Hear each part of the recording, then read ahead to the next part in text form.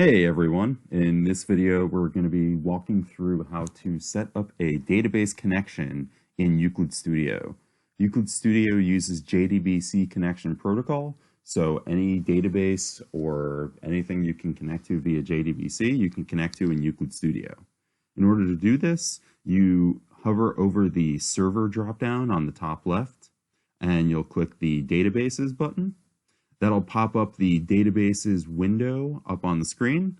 At the top, you have saved user database connections, where if you had saved any database connections under a specific username, you'll see those. And at the bottom, you'll see the flow database connections, the database connections that are available on the flow that you currently have open.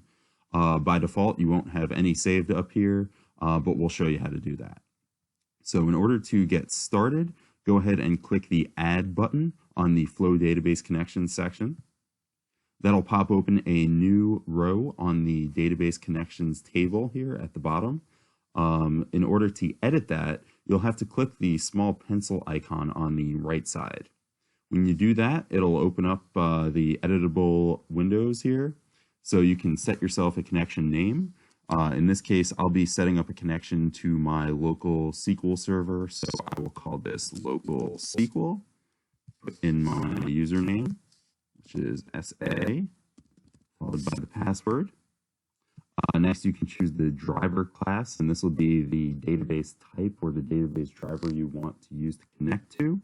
I'm running SQL Server, so I'll select the SQL Server driver, but any of the supported drivers are listed here. You just select the one that you're connecting to. So if you're connecting to Oracle, it'd be Oracle, Netezza, and so on.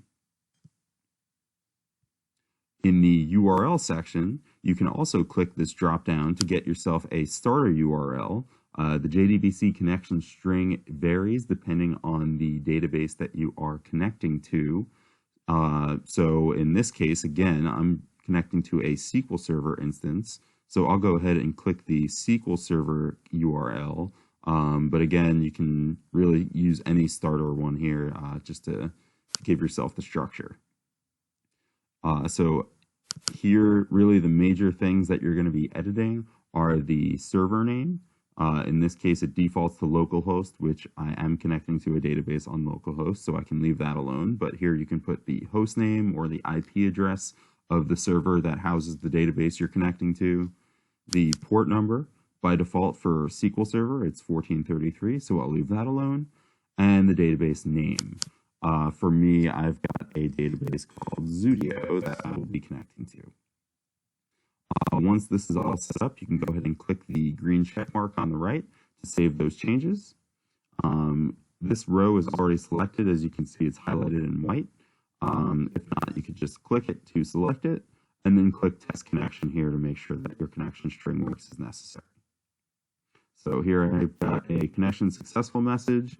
If there was a problem, it would populate an error message in this section telling me could not connect or user authentication failed, and give you a little bit of heads up onto what the problem is. But in this case, I've got connection successful.